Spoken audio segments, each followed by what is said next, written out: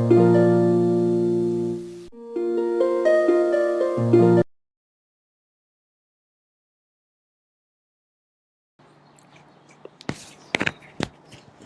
Morning students, how are you? I hope you all are fine. आप सभी ठीक होंगे. And tell me, have you done your homework? आपने अपना homework किया? The worksheet I have given, जो मैंने वर्कशीट दी थी आपको अभी लास्ट वीक, वो आपको कंप्लीट करनी है. वॉवल्स और कॉन्सोनेंट के ऊपर जो बेस्ड थी एक वर्कशीट.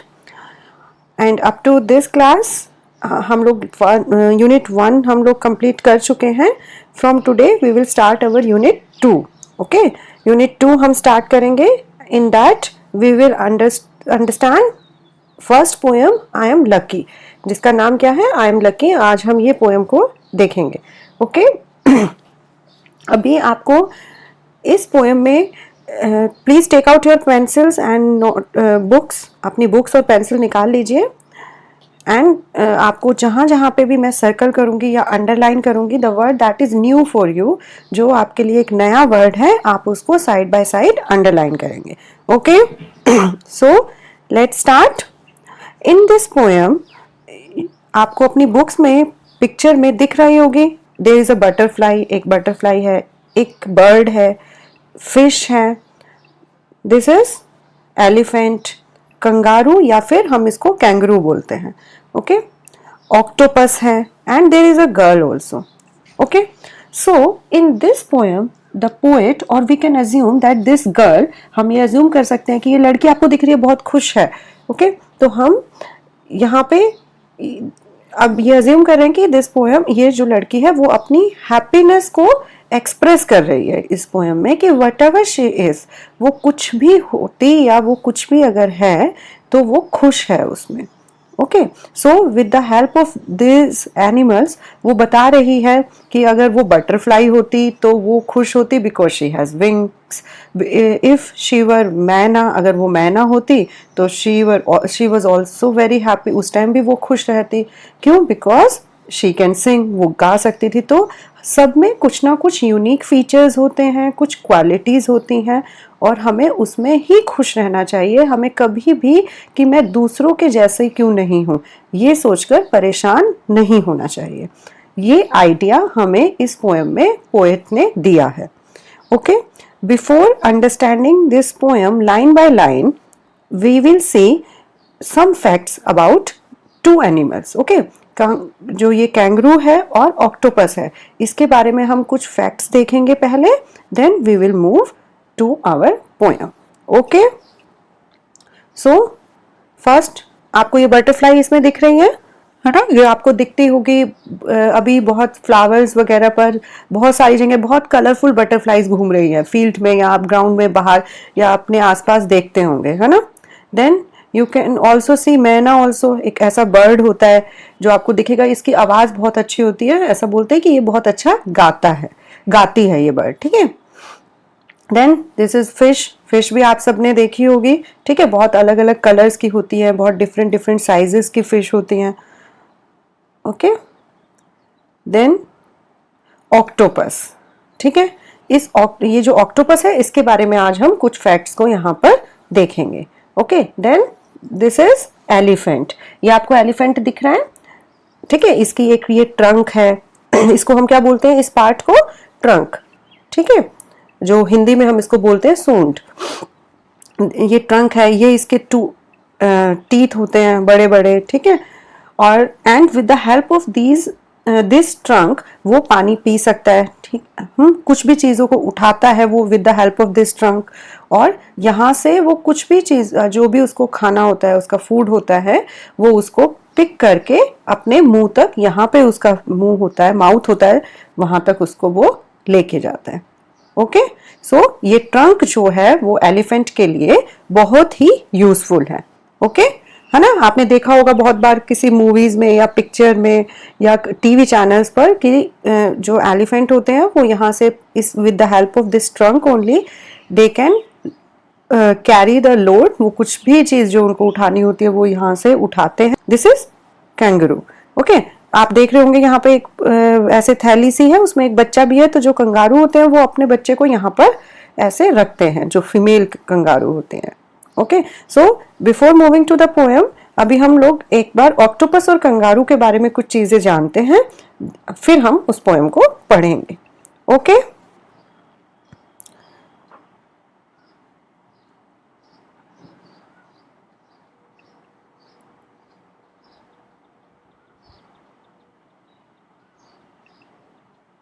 अभी आप यहाँ पे देखिएगा सब, आपको दिख रहा है, दिस इज होपिंग। यहाँ पे ये जो एक, यहाँ पर जो ये कंगारू है वो ऐसे छलांग लगा रहा है, ठीक है। तो ये जो मूवमेंट होती है कंगारू की, हम उसको क्या बोलते हैं, होपिंग। ओके, आपको ये दिख रहा होगा, ऐसे ये देखो जंप करके जा रहा है, बहुत ऊंचा ऊंचा भी ये जंप करते हैं, बहुत फास्ट भी ये चलते हैं। ओके, तो जो ये कंगारू होती है, इसमें एक पाउच होता है इनकी बॉडी में सामने, जिसमें ये अपने छोटे बच्चे को, जब तक वो अच्छे से चल नहीं पाता है, अपने आप को प्रोटेक्ट नहीं कर पाता है बाहर, तो वो उसमें इसको रखते हैं। Okay, you can see here, ये पाउच यहाँ पर दिख रहा है आपको, इस पाउच में ये अपने बच्चे को रखते हैं, ठीक है। दिस इज यहाँ पर, ओके, देखा आपने। And this is the hopping, जो है वो जो कंगारू की मूवमेंट होती है, ठीक है, उसको होपिंग बोलते हैं। वो ऐसे होप करते हैं। समझ में आया सबको? आप अच्छे से यहाँ पर देख पा रहे होंगे कैसे ये कूद कूद के छलांग लगा के चल रहे हैं। ओके, देन, और ये बहुत बड़े बड़े साइज के भी हो जाते हैं। जब इनका एज ज्यादा हो जाता है तो they can grow up to 8 feet height. ये 8 फीट हाइट तक भी बहुत बड़े बड़े हो जाते हैं। Okay, then we will see, अभी हम देखेंगे ऑक्टोपस के बारे में। ओके, ऑक्टोपस के बारे में हम कुछ चीजें जानते हैं। अभी मैं आपको इसके बारे में कुछ फैक्ट्स बताऊंगी। इसमें ऑक्टोपस में आपने देखा होगा, इसकी कितनी आर्म्स होती हैं? 8 आर्म्स होती हैं, इनकी 8 बाजू होती हैं, ठीक है। आपको ये एक ऐसे ही एक यही जो एनिमल दिखता होगा जिसमें 8 इनकी आर्म्स होंगी, और ये octopus is a sea animal. Okay, या फिर हम बोल सकते हैं एक्वेटिक एनिमल, जो पानी में रहते हैं, ठीक है। तो ये बहुत ही सॉफ्ट बॉडीड होते हैं, इनके अंदर बोन्स नहीं होती हैं। ओके, इनमें बोन्स नहीं होती हैं, ये बहुत सॉफ्ट बॉडीड होते हैं, और 8 इनकी आर्म्स होती हैं। और अगर इनकी आर्म कहीं पर ब्रेक हो जाती है, ठीक है, अगर कहीं से कुछ उसमें डैमेज हो गया, वो कट गई या ब्रेक हो गई, तो वो दोबारा से ग्रो कर जाती है। जैसे as you see in the lizard, जब जो छिपकली होती है, लिजर्ड होती है, उसकी भी जो टेल होती है कई बार वो ब्रेक हो जाती है ना, वो ब्रेक हो जाते हैं तो वो दोबारा से ग्रो कर जाती है। सिमिलरली हेयर ऑल्सो, अगर उनकी बाजू जो है, ये आर्म्स है, वो ब्रेक होते हैं तो वो दोबारा से ग्रो कर जाती हैं। ओके, और वो इतने सॉफ्ट बॉडीड होते हैं, जैसे अभी आप सामने पिक्चर में देख पा रहे होंगे, एक जार में भी ऑक्टोपस को बंद कर रखा है। तो ये, इनमें बोन्स तो नहीं होती हैं, इसलिए सिर्फ मांस होता है या फ्लैश होता है इनका, तो इसकी वजह से हम इसको बहुत छोटे स्पेस में जार में भी बंद कर सकते हैं। ओके, ये बहुत अच्छे स्विमर्स होते हैं, ये बहुत अच्छे से, बहुत तेजी से स्विम करते हैं, और इनकी जो ये सॉफ्ट बॉडी होती है, ये इनको कहीं से भी ट्विस्ट करके, टर्न करके मूवमेंट में इनको हेल्प करती है। ओके, ये अपने कलर को अपने आसपास के जो इन्वायरमेंट है उसके अकॉर्डिंग चेंज भी कर लेते हैं। ओके, सो अभी हमने क्या क्या देखा कि एक तो ये 8 आर्म्स होते हैं इनके, ये बहुत ही सॉफ्ट बॉडीड होते हैं, इनमें बोन्स नहीं होती हैं, ये अपने आसपास के इन्वायरमेंट के हिसाब से अपने कलर को चेंज करते हैं, और ये बहुत ही अच्छे स्विमर्स होते हैं, ये बहुत तेजी से चल पाते हैं, स्विम कर पाते हैं। ओके, समझ में आया यहाँ तक सबको? ये जस्ट फॉर आपको सिर्फ दिखाने के लिए और इनके बारे में कुछ बताने के लिए है। Now we will move to our poem. अभी हम पोएम पढ़ते हैं अपनी। What is the name of the poem? I am lucky. Poem का नाम क्या है? I am lucky. तो यहाँ पे जो ये लड़की है वो अपने आप को क्या बोल रही है कि मैं बहुत ही लकी हूँ, वो बहुत ही खुश है, और वो अपने आप को लकी मान रही है कि वो जो भी है, she is happy in that, वो उसमें खुश है, और वो हमें एक मैसेज दे रही है कि हमें भी ऐसे ही खुश रहना चाहिए। ओके, वन बाय वन हम एक एक लाइन को रीड करेंगे। If I were a butterfly, जब कभी भी हम ये इच्छा करते हैं, विश करते हैं कि काश मैं ये होता, काश मैं एक परी होती, तो हम उसके लिए एक एक्सप्रेशन यूज करते हैं। आप यहाँ पे इसको ध्यान से समझिएगा, इफ आई वर। ओके, आप किसी के भी जैसा बनने के लिए इमेजिन जब करते हैं तब हम ये यूज करते हैं, इफ आई वर। तो जो ये लड़की है वो क्या बोल रही है, if I were a butterfly, अगर मैं क्या होती, बटरफ्लाई होती, एक तितली होती, आई वुड बी थैंकफुल, तो मैं बहुत ही थैंकफुल होती, मैं शुक्रिया अदा करती, किस लिए, फॉर माई विंग्स, कि मेरे पास विंग्स है। सो अगर वो बटरफ्लाई होती वो तो भी खुश होती कि मेरे पास विंग्स है, मैं फ्लाई कर सकती हूँ, है ना। Then if I were a myna in a tree, अगर मैं एक मैना होती, ठीक है, और जो बर्ड्स हैं वो तो पेड़ों पे रहेंगे, तो इसलिए यहाँ पे यूज किया है इन a tree. If I were a myna in a tree I would be thankful, फिर वो बोल रही है कि मैं फिर भी थैंकफुल होती, क्यों, दैट आई कुड सिंग, कि मैं गाना गा सकती हूँ। तब वो ये परेशान नहीं होती कि वो मेरे पास तो विंग्स नहीं है, मैं उड़ नहीं सकती, तितली के पास तो विंग्स है, और या वो किसी और को इमेजिन करके वो परेशान नहीं होती, वो खुश होती कि शी कैन सिंग। ओके, समझ में आया आपको। यहाँ पे टू एनिमल्स की अभी तक हमने बात, सॉरी टू उस बात की है बर्ड्स की, एक तो बटरफ्लाई, एक बटरफ्लाई की बात की है, देन मैना। अंडरलाइन दिस, फर्स्ट अंडरलाइन करिए, इफ आई वर, या आपको याद रखना है कि जब कभी भी हम इमेजिन करेंगे किसी के जैसा बनने के लिए, then we will use this words if I were.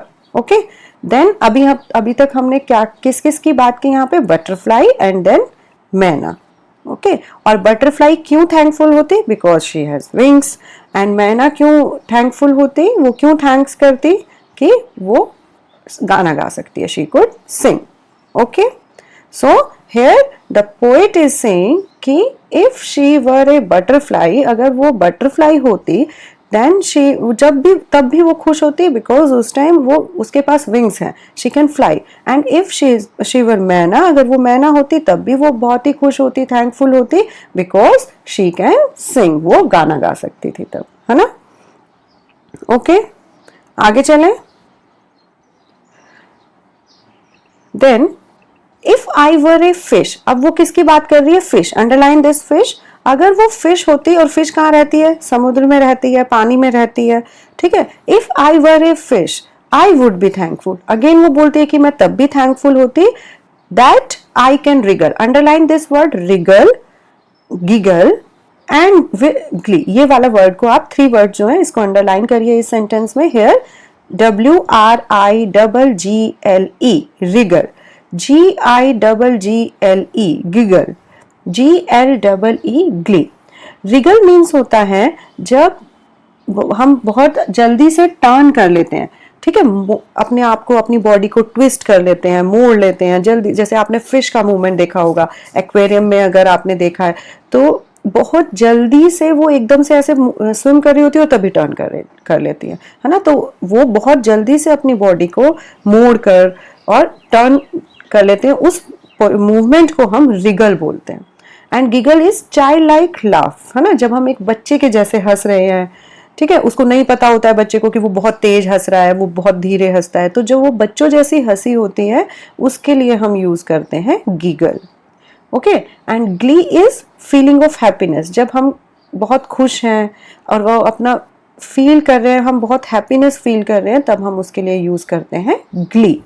Okay, so here poet is saying if I were a fish in the sea, अगर मैं फिश होती सी में, then I would be thankful, जब मैं तब भी मैं थैंकफुल होती, दैट आई कैन रिगल, कि मैं इतनी जल्दी से ट्विस्ट कर सकती हूँ, इतनी जल्दी से टर्न कर सकती हूँ, और मैं हंसती खुशी से। ठीक है, यहाँ पे पोएट फिश बनकर भी खुश है।